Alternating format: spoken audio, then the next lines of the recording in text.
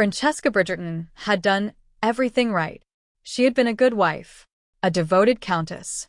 And when her husband John died suddenly in his sleep, she had survived that too. For years had passed since then. And by every measure, her life was fine. She managed an entire earldom. She had family, her independence, and a title. She was, by any standard, doing well. But there is a difference between a life that is full and a life that feels full. And Francesca was beginning to understand that difference. She would see a nursemaid pushing a pram, and her chest would tighten. She would spot a rabbit in a field and think, someone small should be here to see this. She would spend Christmas with her nieces and nephews, watch them get tucked into bed, and then sit alone in a quiet house and feel the weight of it.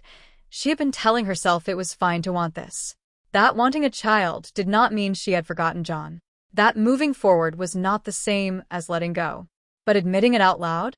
That took longer. Because we are strange that way. We will carry a longing for years and still hesitate to name it. As if saying it makes us disloyal to something. To someone.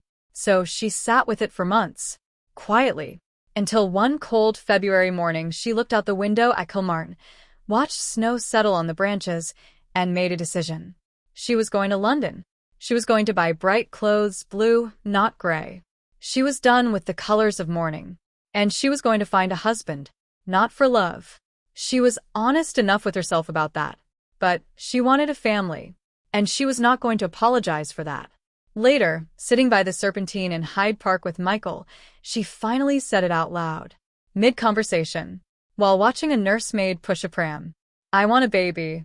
Michael nearly fell off the bench. But Francesca did not laugh it off or take it back. She meant it.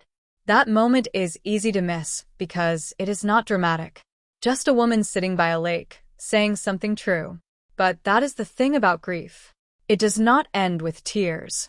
Sometimes it ends with a quiet decision, a shift from holding on to reaching forward. Francesca did not need saving. She needed to give herself permission. And she did.